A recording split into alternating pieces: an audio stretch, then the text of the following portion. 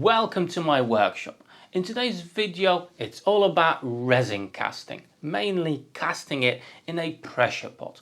I do get a lot of questions with regards, well, how silicon molds will react in a pressure pot. Okay, today we're going to explore that. I've got some intricate molds over here that could potentially cause you some issues. For example, I've got this absolutely awesome large snail over here. So you put the resin inside.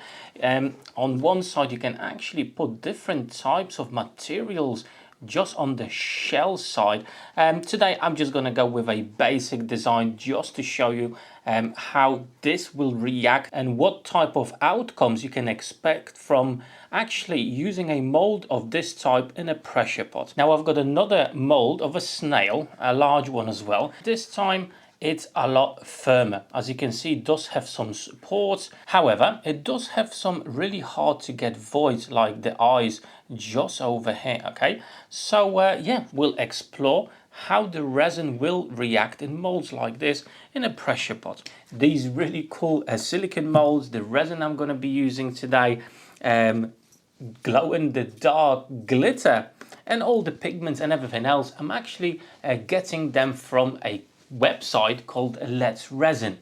They've got all the supplies you would need for any resin project. I'm going to leave some links for you down below in the description of this video and in the pinned comment, so you can go have a look and check it out. Right, let's get back to the topic. So we've got our interesting intricate molds that may cause us some issues.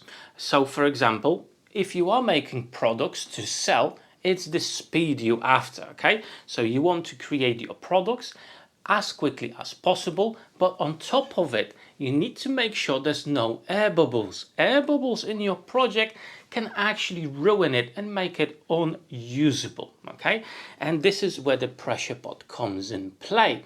It will make sure that the air bubbles disappear. Okay, they are not actually totally removed from your project, but because of the immense pressure that is in the pressure pot, they will not be visible in the end cured product. And because of the pressures that are inside of this pot, a lot of you do ask me questions, how will that pressure affect a silicon mold? So let's test that out and see what type of results we can expect even on those bit more flimsy and intricate molds.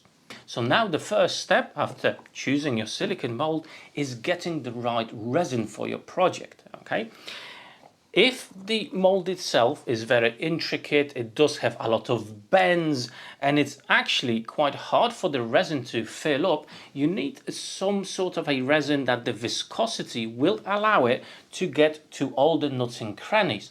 So basically it needs to be very fluid as water, for example. Some of the resins will be very thick, and that's going to be problematic when filling molds like that. Now you do have a lot of different types of resins.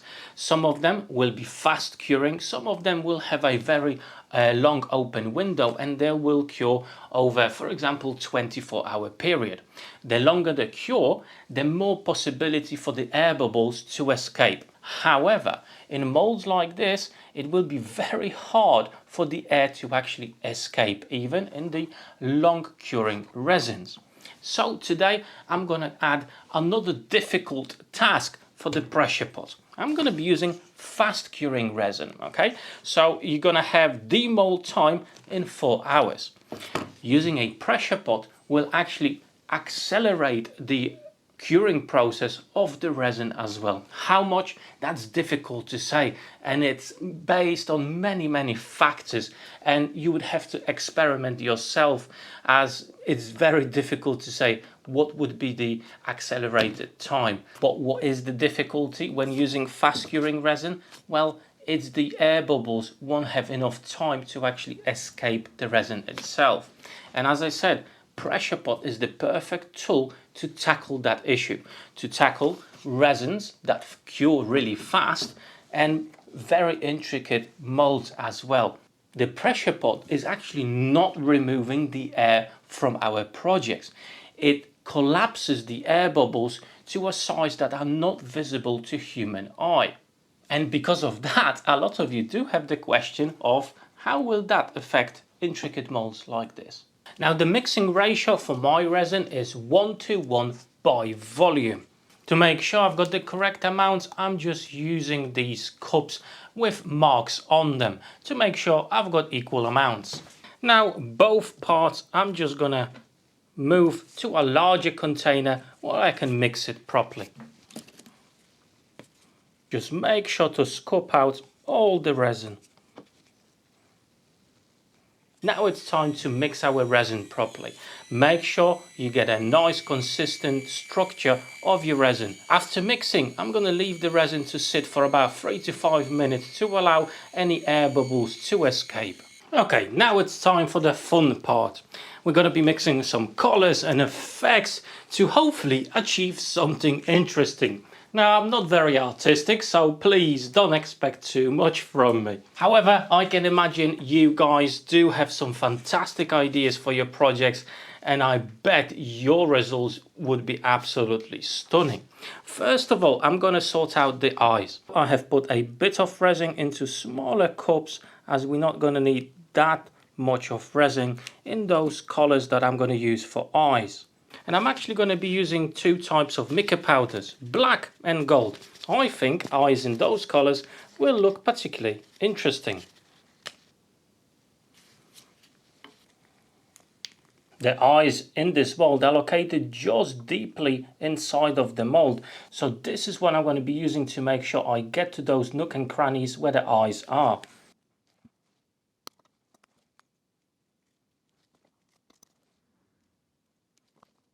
Now a bit of gold as well. Okay, with the eyes now poured, we need to think of something to fill the shell itself. In here, I want to go with something a little bit more interesting. Well, I'm going to go with translucent white, chameleon white, and a mixture of green and purple glow-in-the-dark glitter.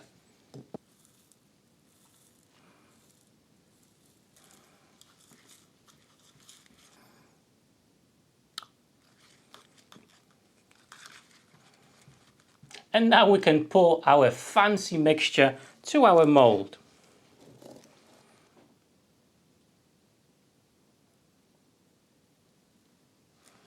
Okay, that's going to be just enough, as now we need to add a bit of resin in a different color that will fill up the head of our snail. Then we're going to top it up with this and finish it off with the same color as we did with the head. And for the main body of our snail, I'm going to go with the translucent white and chameleon blue.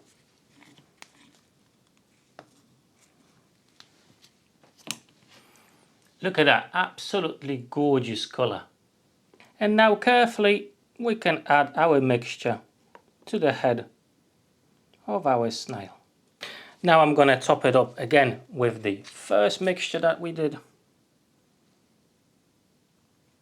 And now very carefully I can place the mold with the resin into our pressure pot. Second mold again is a different type of a snail.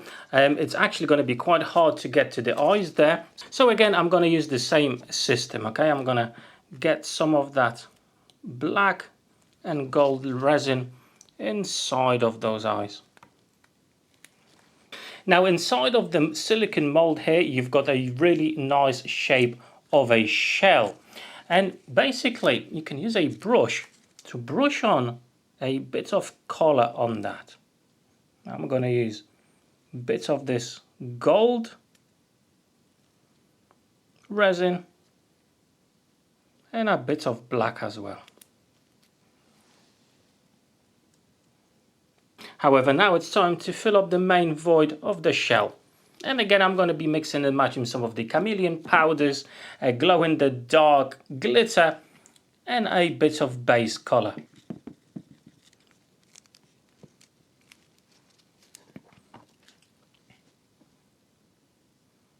And the foot of our snail, I want that to be green.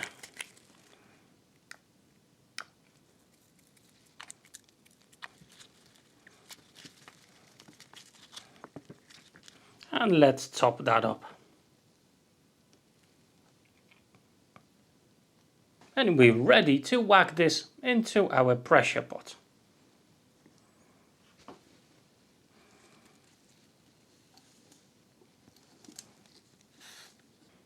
And now the final mold. In this case, I'm going to make it gold and black.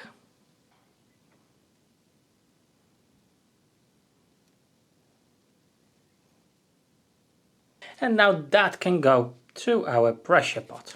Okay, with the molds filled up with resin in the pressure pot, now it's time to lock it up tight and add some pressure to it. Be careful not to move your pot too much so the resin won't spill out. Right, I've got my air compressor hose just over here. The valve on my pressure pot is now closed. I'm going to add the air compressor. And very slowly I'm going to open the valve to add the pressure inside of the pot.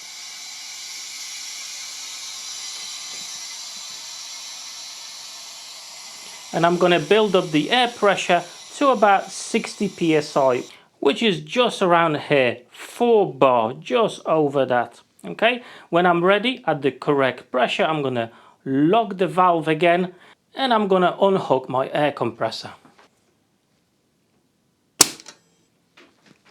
And with the pressure added, as I said, to about 60 psi, in my case, I'm going to leave it be for about 3 to 4 hours, as that's what the resin manual actually states. Its demold time is 4 hours. But I'm using a pressure pot, so the demold time will be a little bit shorter. So I'm thinking probably about 3.5 hours should be just fine. Right then, it's been about 3 hours and 40 minutes and it's time to release the pressure from the pressure pot. Now do it slowly, open the valve slowly. We don't want to have a sudden change of pressures.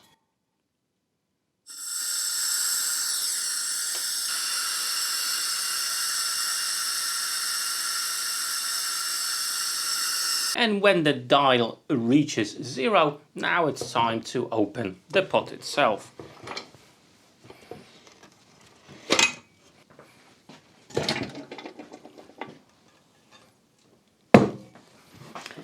And what do you think? Did the molds collapse on themselves? Did they do something unexpected, something strange? Well, not really. Nothing has happened to them. We've got a perfect casting. Nothing has happened to the molds themselves. They didn't go into some strange mode and change the shape. They are absolutely perfect.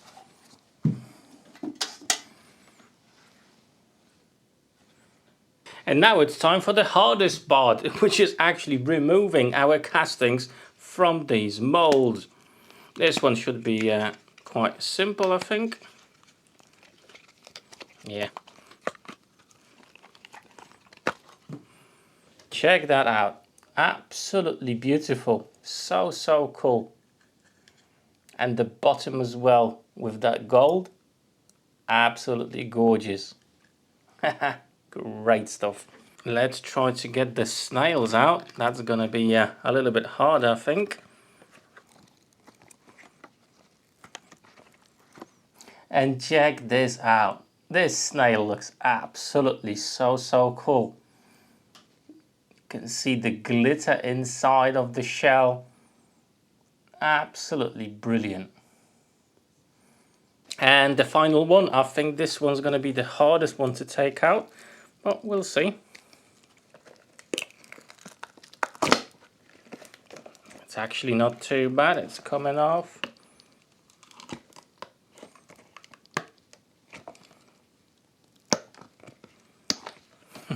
Look at that. That is so cute as well. And you can use this as a small tray for something, or actually have a small flower planted in that. That would look super cool as well. But check that out. I've got a little bit too much of the excess at the back, I could cut that off. But other than that, it came out absolutely fantastically. And also, check how cool they glow in the dark. That's the glow in the dark glitter. That's absolutely awesome. That's the second one. And best of all, there's not even a single air bubble inside of these castings. That's the super benefit of a pressure pot, especially when you are working with resin that does have a very short working window.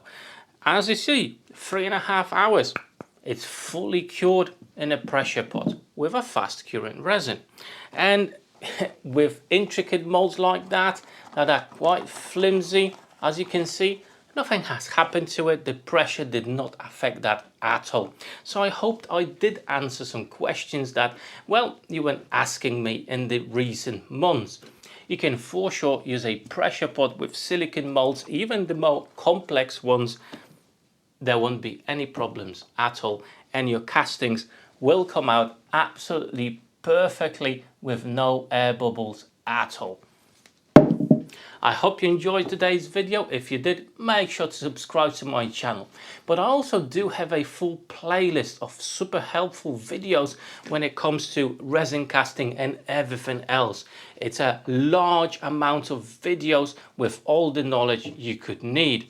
So I'm going to leave a link to that playlist with all those videos down below in the description of this one and in the pinned comment. And also, the playlist will appear just over here, so you can straight away click it on and find the video you want to watch next. But for today, that's it. Thank you so much for watching. Take care.